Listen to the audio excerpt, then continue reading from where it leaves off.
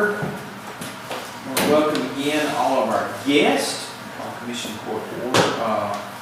Laura Cobb. Here. Emmett Owen. Here. Tim Hendricks. Here. Roger Hill. Here. Quorum. So at this time, we'll pledge allegiance to the flag. Mr. Hill, I think it may be your turn. Salute, pledge. I pledge allegiance to the flag of the United States of America and to the republic for which it stands, one nation, under God, indivisible, with liberty and justice for all. Father in heaven, we thank you for another day. Lord, we thank you for all your many blessings. We pray for the less fortunate, Lord. We pray for the sick and the aged round about us, that you would look in on each one of them and touch them, let it be your will. And guide us, Lord, as we go through this meeting. In Christ's name I ask these things. Amen.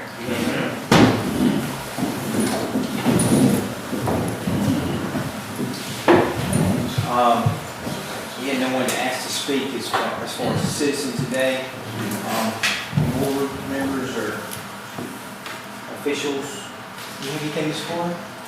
I think that I've sent y'all a couple of emails just to kind of keep y'all in the loop. But there will be some legislation probably proposed coming up concerning a cap on the value of a home or any building structure.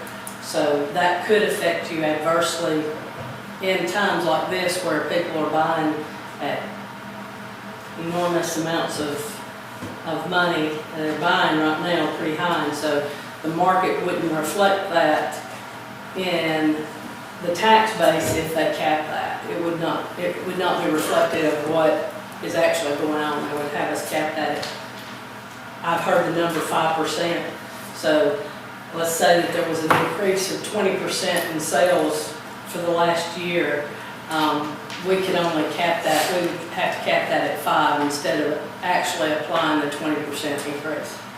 So your funds would be based on the 5% cap. So it could adversely affect tax revenues if that's the case.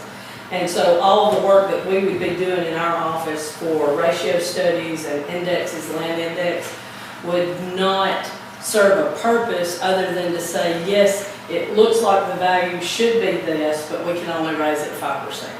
So if you got some land being developed down near the expressway, and they come in, but I guess once you put a building or something on it like that, then that.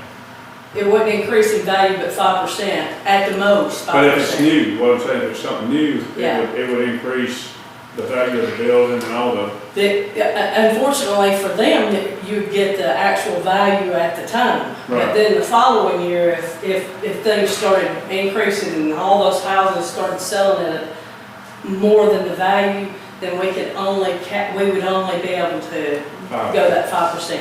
Yeah, so we would still be doing all the work that we do to get us to a value that says that really this house is valued at $500,000, but because it was only valued at $350 last year, we can only go up 5%.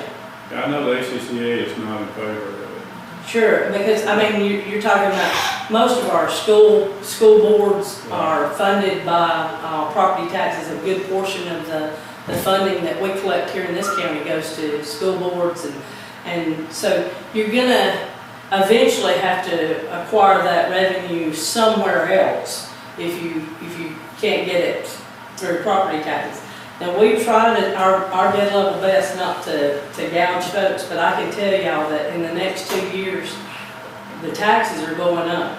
They're going up this year, and then they'll go up again next year when the land index is done. So the cap would keep us from implementing that. Well, our taxes have been going up nearly every year. Yeah, and city of Heflin, unfortunately, y'all's is buying and selling in the city of Heflin is off the charts. And it continues to be that way. Mr. Hendricks? That hasn't went into effect yet. No, it's being proposed legislation, and I don't know if it'll be retro or not. If it does pass, then there'll be lawsuits because you treat people differently than other people. They do. It probably, even if it does pass, won't go into effect for years because it'll be tied in court for years, won't it? We hope so. Yeah. We hope so, because we base our property values on fair and equitable across the board. And that's why I don't have a problem saying, hey, this is what we're, basically because everybody is kind of treated the same, no matter, who you are or what you are, you're kind of treated the same. But I think that this cap, I don't know how they're gonna do it. In some counties in the state, it's already in place. Baldwin County has a cap on anything homesteaded. I think it has a cap of 5%. It can't go up more than 5% if it's homesteaded. But this particular piece of legislation is going to be on anything that has a structure on it. So you're looking at your commercial buildings. So if a commercial building is up and commercial values are rising, people are buying and selling at a much higher rate than what we have them priced at, that cap would be inclusive on them as well. So that could be a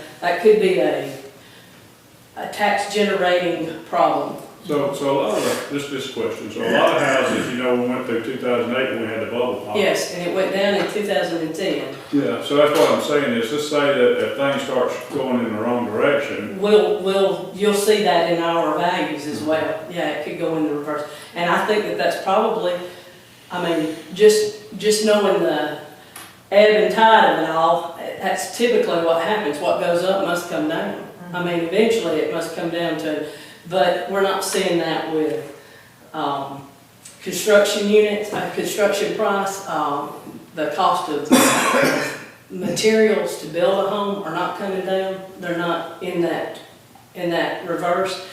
I have spoken with a couple of loan officers who are already seeing some of the foreclosure type things, that those are going to be more and more, especially people that didn't do fixed rate but did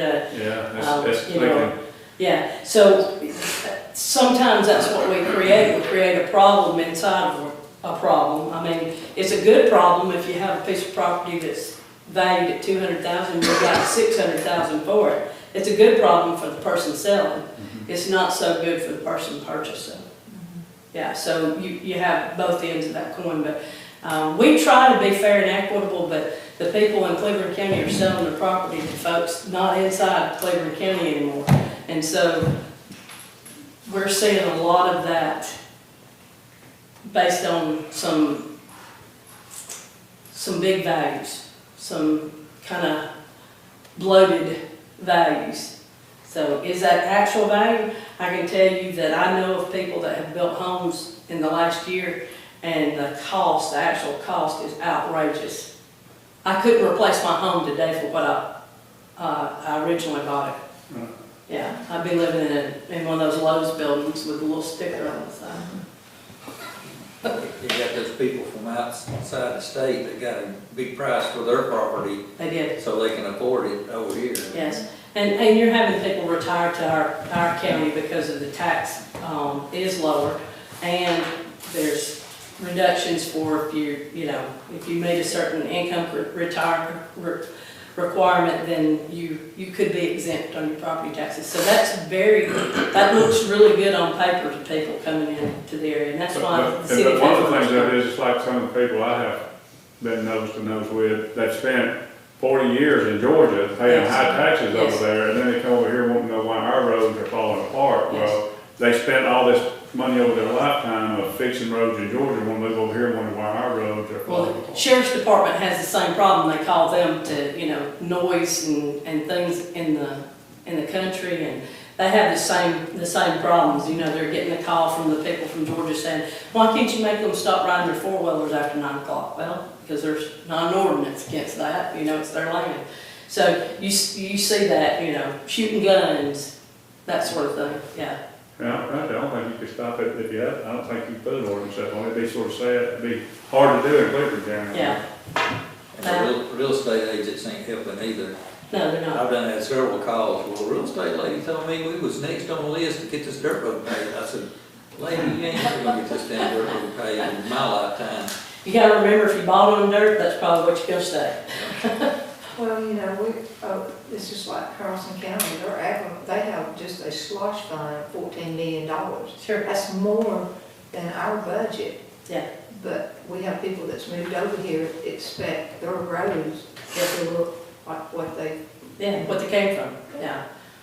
Yeah. I get the calls complaining about the roads.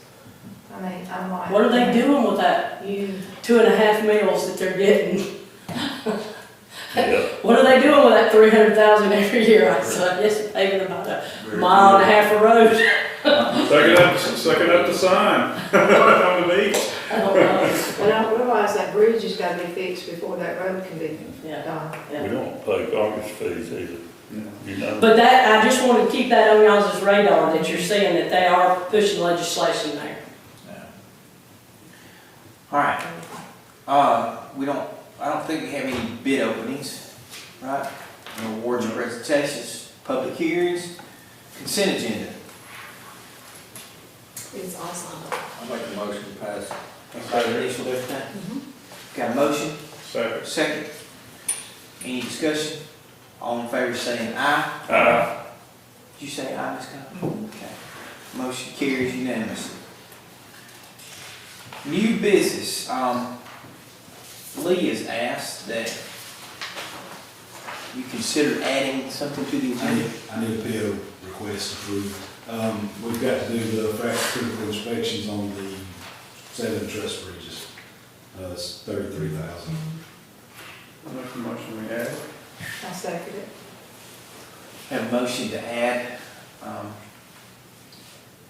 a resolution to the agenda for $33,000 for For PO, PO for bridge inspection. bridge inspection.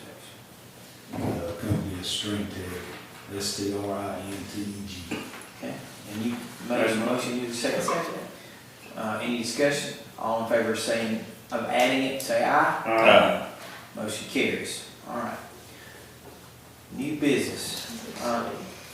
A, amendment, resolution number 5391-6, whereas Cleburne County Commission passed a resolution on October 16th, 2023, allowing for the surplus of equipment from the engineer's department, whereas one item to be surplus was a 1998 Ford F800 Pro Patcher, whereas the engineer subsequently decided that he would like to repurpose the truck. Therefore, the Cleburne County Commission agrees to amend Resolution 5391-6, removing the patch truck from the equipment to be surplus. Make a motion. I second it. Got a motion and a second. Any discussion? All in favor saying aye. Aye. Motion carries. New business B, watershed declaratory judgment.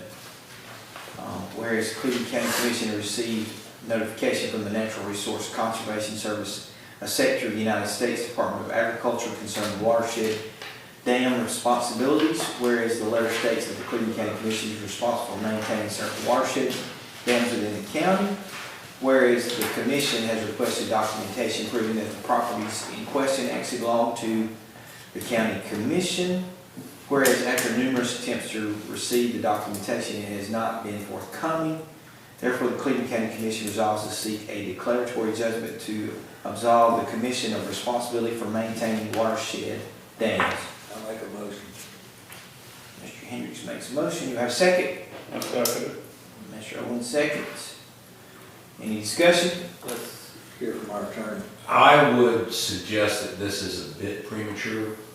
If we file a declaratory judgment action, it will have to be filed in federal court. We will be suing the United States government in federal court. That's a lose-lose proposition, and one that's going to be expensive and long. The letter that we received, I had discussed that with Meg before she left the ACCA, and we had talked about responding to it, but waiting until after the first of the year because it took so long to get a response out of them in the first place. All he is basically saying is, and it's a representative, I think somebody out of the Attorney General's office is writing on behalf of the Conservation Department, saying, you're responsible to do this, and I want to challenge him and say, please explain to me how under Section 94 of the Alabama Constitution, we're responsible for expending money on private property. Show me a law that requires that, and see what we get back out of the AG's office. I can have that letter out, if not this week, by next week for sure. That sounds good to me. I mean, The declaratory judgment action that I handled in Randolph County was much simpler, Yeah. because it was between two agencies in Randolph County, and it was in circuit court of Randolph County. Yeah. Here, where we're talking about suing the federal government in federal court, I would not expect to get a judge to rule in our favor on declaratory judgment. Just something outside the box, I guess I'm thinking. So the ones in Quaker, some of them are on the national forest, but some of them are on private land. Correct. If it's for the commission, could we not, like we take property, why can't we give property to the landowner? Or we would just sign it over to the private landowner? Well, that's what we did in Randolph County. That's what, so, and that's what I guess I'm saying, because what good are these dams to the federal government, or for that matter, what's are they good to us? And if they want them, why can't, at least that would eliminate those. Could we do that? Is that what you're gonna find out? It's a possibility, but again, you'd have to have the landowner willing to accept the responsibility of maintaining the dam. Yeah. Because they didn't put the dam there. They may say, I don't want this lake, I don't want this dam, I'm gonna open it and drain it. And I wouldn't have an issue with I that. wouldn't either. Yes, sir. But somewhere in all this paperwork that I've got, I've been told we don't own them. We just have to maintain them, so we can't give them away if we don't own them. Yeah. That's right. Well, we can quickly. And then another thing too, they're trying to force us to break the law by spending taxpayer dollars on private property. Correct. So how do you untangle it? I guess That's what I want to challenge the AG's office with. Okay. All right, so, So you would just want to amend this Go to, ahead, let's just table it. just table it. so we have a motion to table. Yeah. You got a second? So, Okay. All in favor of tabling this, say aye. G. Motion carries. And finally, C, PO for $33,000 for the bridge inspection. make a motion? Second. Any discussion? All in favor saying aye. Aye. Motion carries. Okay, Ms. Copeland, anything? Yes. I don't have just a couple of things this time. I have been in contact with the bank because we do have 2 CDs that are maturing on 24. The rates are looking really good right now, unless they fall, we're looking at about 5 1/4. So that's about as good as you could expect. And we're just I'm gonna stay with her on that and make sure we get the best rate that we can. Of course, one of those we're cashing out because it's going toward the bridge. And I've actually had to borrow a little bit of money out of reserve to pay for part of that bridge until we can get that cashed out, but it's just a timing issue, it'll go right back into the reserve account. We've just got AP checks that we're getting ready to send out, and there's a pretty big chunk going toward the bridge this time. So it's just a financial thing, so we are working on AP, we will have checks ready probably tomorrow. There's been a lot this time, we had 167 invoices so far, and we've got a few more that have to go in, and they're a little bit complicated because it's insurance, and there's a big breakdown for all the different departments.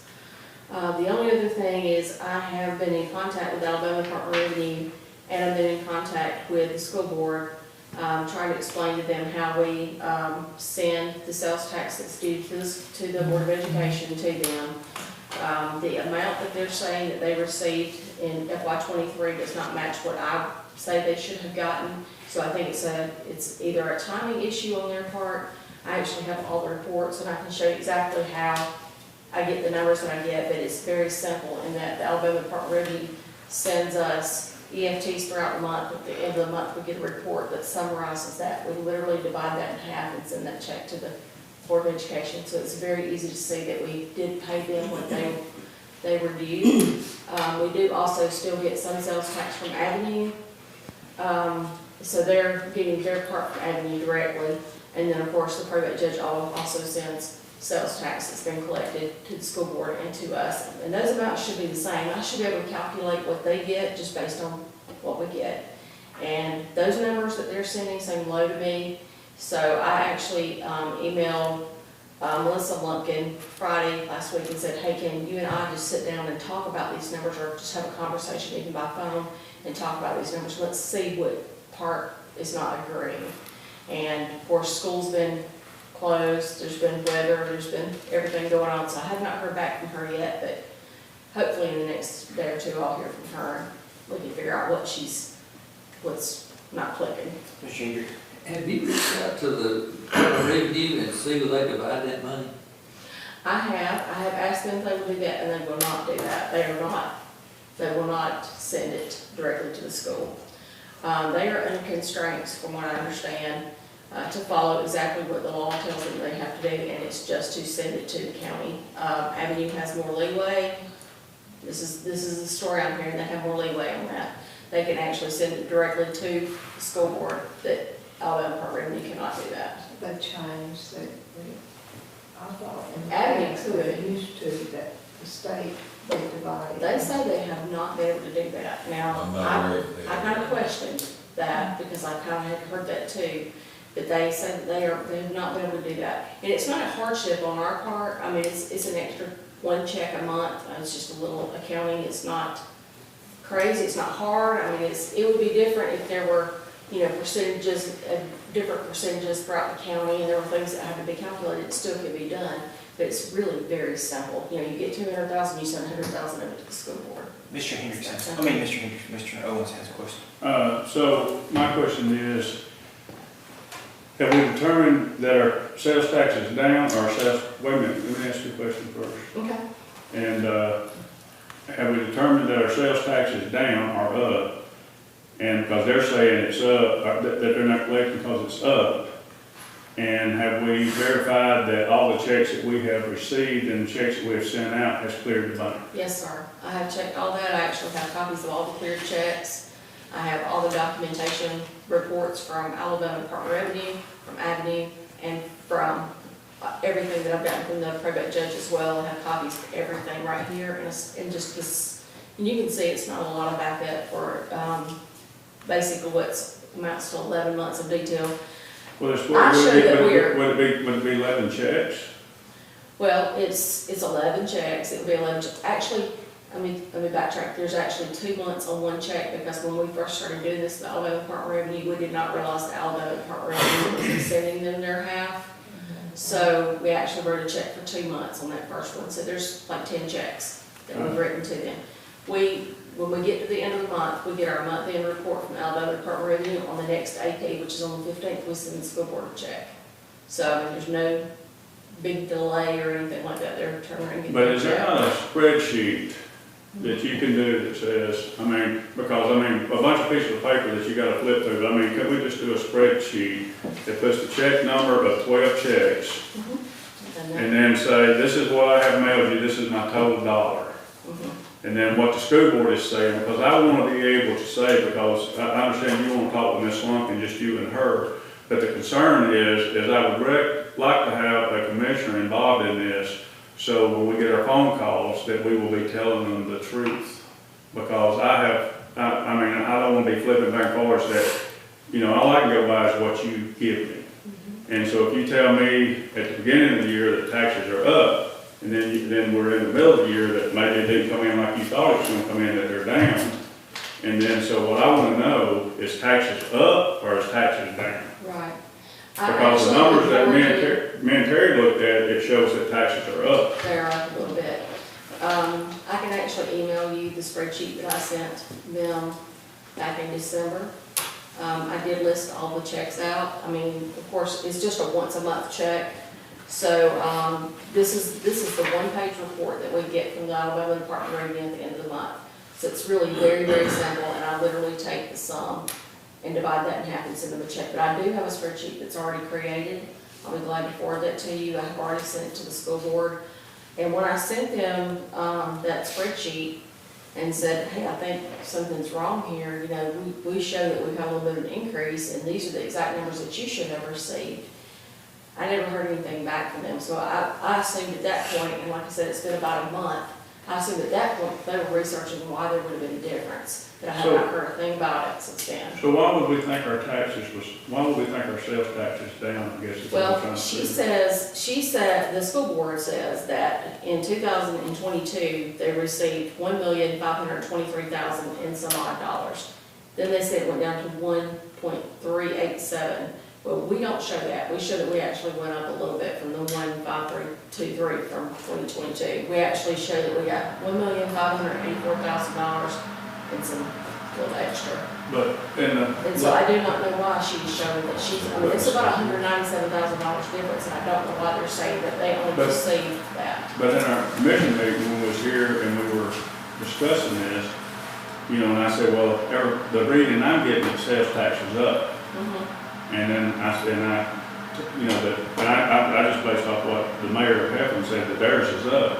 And you're saying, you was telling me And I that, thought it well, was that down. don't matter, ours is down. Ours was down a little bit, but I will tell you what happens. You still collect money for previous periods as you go along, and for us, we're on a accrual base, we could still even get sales tax for FY '23 tomorrow. I mean, it happens, it does happen. So just with a little bit of change in time, you may have collected for some previous pay periods so and I would think at this point in time, we're not going to get any more. Usually about December, you kind of stop looking at getting the accruals that you've been getting in pre-revenue. So we're at 1584, and that's exactly what I got from our reports from the state and from Avenue and from what we received from probate judge. It's So- $1,584,317.36. And that's just sales tax, that's not It's just SUT. sales tax. SSUT has nothing to do with this. Do you send them that little short piece of paper you had, it just had 2 or 3 lines on it, do you send them a Yes. copy of that? I do. What this page shows you is each EFT that we receive. We usually get one about once a week. And so it has the total amount of each EFT that they sent us. We actually get a page emailed to us that shows that EFT as it comes in, but it will have our sales tax, lodging tax, any other taxes that were collected on that page. So it's really not useful for the school board because it's not really a number that they can use. So this one's actually better because it has it divided out, and this is just the sales tax we received, and then it's got a grand total. So that's what I send them. So Avenue sent them 400 and what? $449,398.38 in FY '23. Okay. And then we sent them what? We sent them $1,079,043.81. So from last year, of what we sent them last year of December of 22, what was that number? They What sent, numbers did you send them? I ain't saying what's their number. okay, now I didn't bring all my numbers in here for all of that, but Because that's what I don't know what we paid, I don't know what our sales tax was in 22. And then that way I can look at it and say, well, this is how much more we paid the school in 23, now that we're in 24. You see what I'm saying? And that way, But that 22, part of that's Avenue though. all of it. but all then of it don't matter, 22. Ryan. It don't matter if it's Avenue or the state. It's all, it's gonna be, if it's $1, 50 cents goes in our pot, 50 cents goes in their pot. So all I'm trying to say is what we collected in 22. So I know we broke it up, but I just, you know, but that way, however it was collected. But, you know, I just wanna make sure that. Well, we need it 22 because Avenue sent them a check, we need to match up. Yeah, and so that's the reason I brought it up, the 499, which Terry, he wrote it all down on his paper and took it with him. So I was just trying to get those numbers on my piece of paper, so I think this is a simple thing, we're only talking 12 checks last year, or say, maybe 13 checks, and then some of the money comes in, but, because they're making a big deal. What's happened is, you know, we've had school board to ask, and he's questioned it, and then because he questioned it, I called the superintendent. Right. And he, in talking to his financial person, said that after talking to her, he thought they were about 60 to 70,000, somewhere in that neighborhood, between 60 and 70,000 short of what they thought that they should be from last year. But he said, I'll tell you what, I'll get back with you. let me get her to put some, and I'll get you a number of what he thinks is short, but I haven't yet to, I hadn't heard back from him, you know. But I think once Lisa sends a sheet with them that shows what Avenue has paid us, and what all, and the cash checks and the checks, and that's what I want to make sure is the checks that's come back to the bank. So once she's got that right there, those two things, then, and, you know, because there's been many times we called up here, it ain't been many checks, just every now and then where one gets lost in the mail is, I mean, it might just be one block, but you'd be surprised how it has to get there. And I didn't know, maybe a check was lost, and so that's the reason why I requested that we make sure all the checks. I think I can answer that question because that sheet that she had that we looked at, that's got all the checks that she wrote us in, none of them equals to what they're saying they're missing. Right. That's what I was doing when we was there looking at that stuff. I was figuring it up, and none of them checks were even close. But the amount there was close to any of those checks, so I don't think it would be a missing check. And that's what, and I think you had figured that out the first day. I mean, So are you understanding 60 to 70,000 difference? Yeah, it was, We should have gotten close to, it was $197,000 difference in what we She said we said received and what they got. 197,000 is what she said it was. but it was, there was not a check that was that amount, is what I'm saying, because I mean, that's just the way I went about. That would be. But the let me easiest say the reason why I Yeah. didn't think it would be a check, if it was coming from Avenue and they're sending a check, it could be something that's in the middle. I mean, it could be something with We don't Avenue. never see Avenue. I know, but she knows what, I mean. I can see my Avenue, I cannot see what they received from Avenue. So I know that our part that we sent from our loan program, I know that's exactly half of what we got. I don't have any control over what Avenue sent them or did not send them. I have, sent those numbers, what we received from Avenue.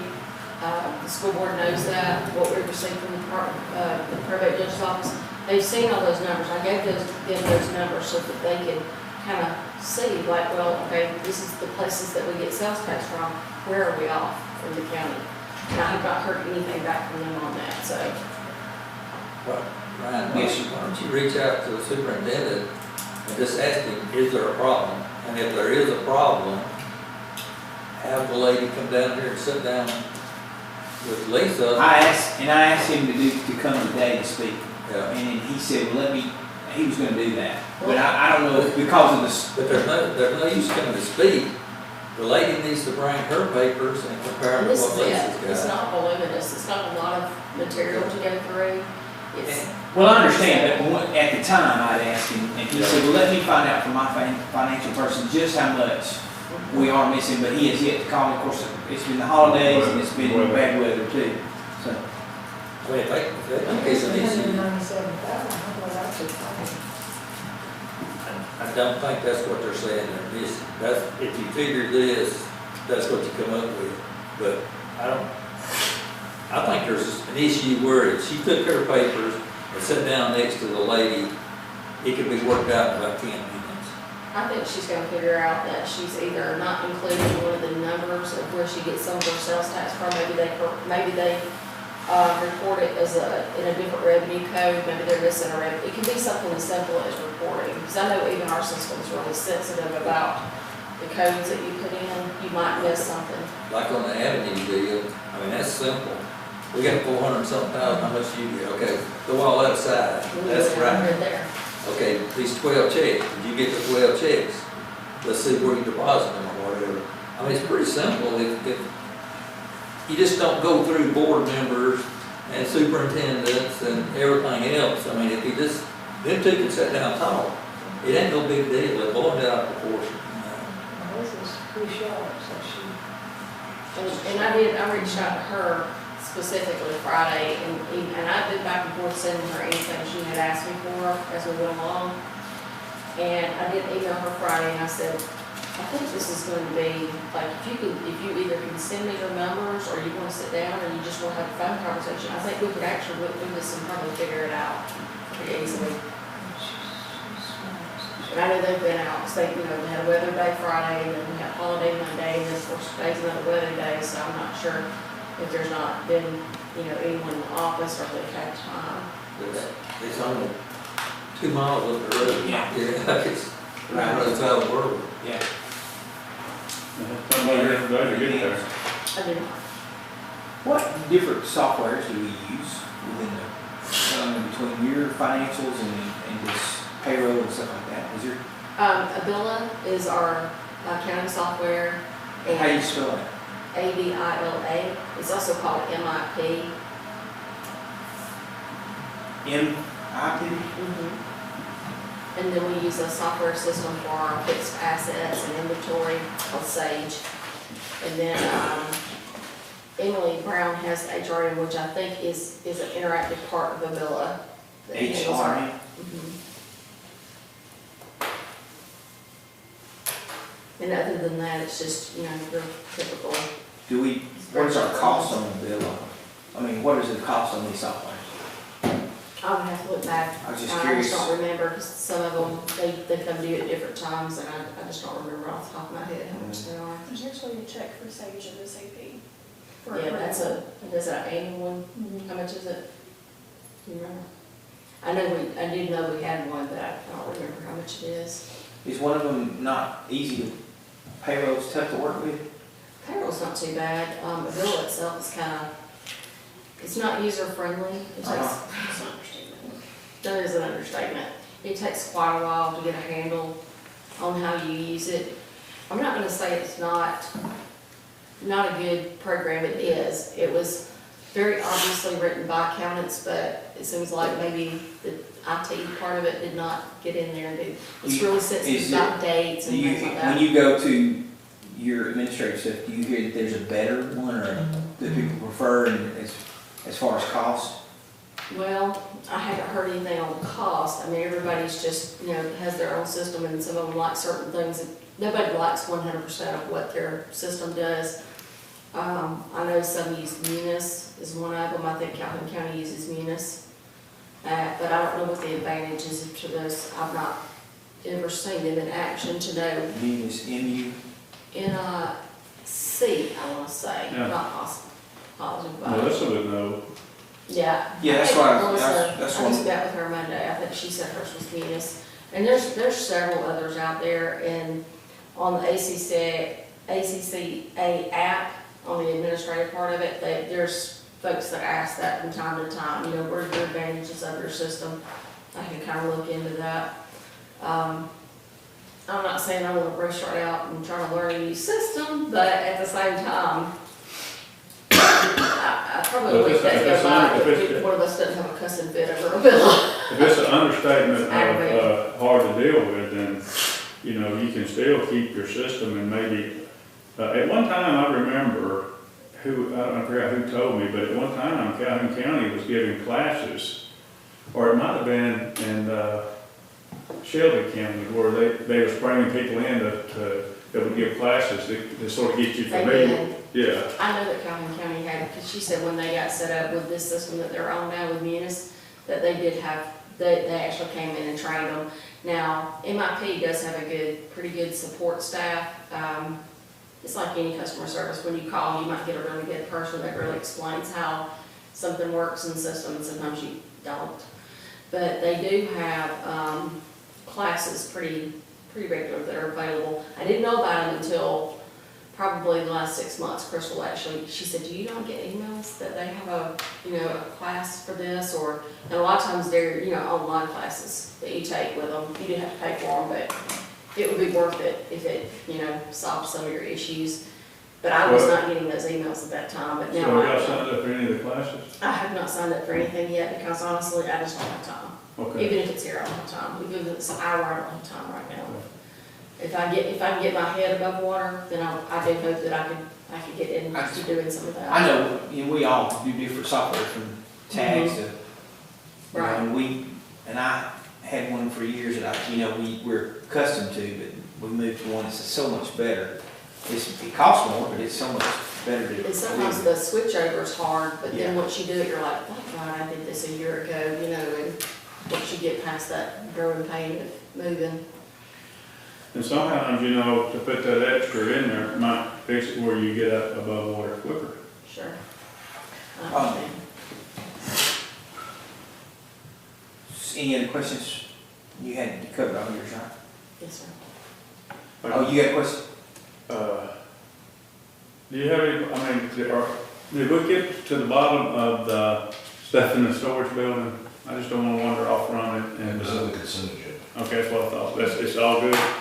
to do a list and bring it to the commission. That's right, okay, make sure, I didn't pay attention to that. Okay. You all told me to get that written in a way that was I'll go with acceptable with that. our attorney, that's what I did. Go ahead. I got a question, which is really for Joyce, I guess. Did we ever figure out anything on the stamp machine? I called the representative at Pitney Bowes that's on the state bid list. His name is Victor Pascal, and he returned a call to me and he said, in short, yes, it is a savings. He said for every piece of postage, a regular postage stamp, it saves you 3 cents on every one of those. So right off the top, if you're just mailing out, 1,000 letters, you're gonna, save 3 cents on each one of those pieces of mail. He said the biggest savings that you get is actually oversized stamps, that you have a larger package that you're sending and you don't have a way of weighing that. He said that he can't really give you the higher end of the percentage on that, but he said he thought that he felt very safe in saying that that would be a 20% savings in just that, on top of that. They do have the ability to have several different logins where money is put into the machine and each department has its own login to know how much money has come from each of those departments. He wanted to know, he said that gets a little tricky he said some places have 150 logins, and I said that would not be the case. It would be department logins and we're a small county, so I thought at most it would be 5 logins. Like the probate would have a login, and the revenue would have a login, the county commission would have a login, but I didn't think it would be that a major thing. So he's going to send me, I have not received it yet, he was going to send me the cost of what the machine, the lease part of the machine. He thought that the savings, even in a small county such as we have, it would pay for itself. In the time. Yeah, and that's what he said, and he said you can't really take the time aspect out of it, that it's a big deal on the time savings of not having to go and, stand in a line and have a bunch of packages weighed and stamped, that you put it through there. It creates a label for the larger packages that have the stamps, have the amount on it. It creates a label for those, but the others, it stamps them, sends it through the system and stamps, 100 very quickly. So you are still pursuing it? Yes, I did what you asked. And They I do am stamp pursuing. and seal, which does save you Yes, some and it time does as well. seal them as well. That would not help me in my office because we use a different type of envelope. Because we had so many, we don't do the peel and stick and we don't do the lick and stick envelopes. We have a system that folds and it's together, lick and split. So ours, it would not help us on that part, but the stamping, yes. On the grant writer, just so we're all on the same page with that. I got all those procurement documents put together today, and Brian, you wrote a bunch of letters, just so you know. I put my name on it for questions. I set the bid date up for 10 o'clock on February the 5th, which is for the work session. Hopefully that way, by a work session, I can have a recommendation, we'll be able to discuss it and get it put on an agenda. There was a list that the state had of 9 companies on it. I sent it to all 9 of them. Plus I had to send it to ADECA, the Minority Business Division. They send it out to whoever they've got on their list from the Minority Division standpoint. So all that's going to, advertisement and everything will be going out in the morning. Lady, will you please forward it, I haven't had a chance yet, to Lisa, and then where they can put on our county webpage of the crossing, the railroad crossing. Okay. She's got it. Because that needs to be put up where everyone's gonna know that those railroads crossing, they're gonna have to detour. And we will have to say that it's kind of possible, times that, because it is not real specific. They are supposed to call and give you a couple of day notice. Mhm. If that happens, I'll forward it to But you. we will, we'll put a kind of disclaimer on there, to the best of our knowledge, these are gonna be the times, so tomorrow. It's gonna put a lot of people having to go a different way. And if at least they know about it, they can plan ahead for that. Like they know a day, it's, When you make that for concrete, because you've got the Edwardsville, the, Cleburne crossing, the Muscadine crossing. I do this quick. And we've already come into an issue with one of the Edwardsville crossing. when they pour concrete on I talked with that, the next one. railroad company today on the, I talked to Lee not too long after I talked to you that day, and I said, in That's case, good. because Kyle forgets, That's he strong. went to that, and it's fine, so I do have it. You, That's you're good. getting post on Facebook, too. This, we're going Any to other post our questions for Facebook Lee? I webpage. just wanted to get that. Mr. Oden? Report, sir. Okay. Items of discussion. Anybody got anything you want to discuss?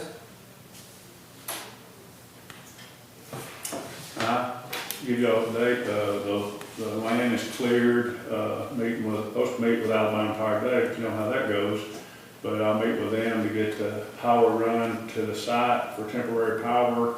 We're looking at ordering the building at the end of this month, and, that's for the animal shelter. But, all the land work is, just getting it to grade, but we moved all the dirt and everything.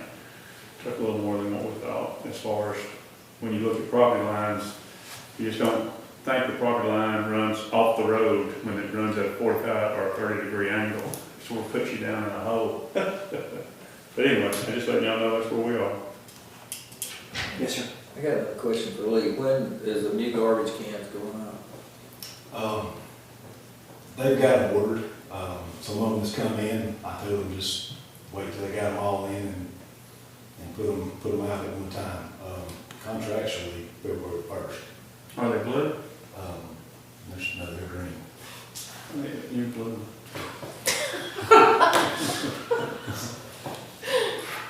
So hopefully, they've got a company coming in to distribute out of them, but contractually February 1st, so. So we meet again February the 5th, and then again on the 19th, but I think, The 19th is President's Day. yeah, so we'll move to the 20th most likely. Everybody good with that? All right. I will entertain a motion to adjourn. I make a motion to adjourn. Second. All in favor, say aye. We.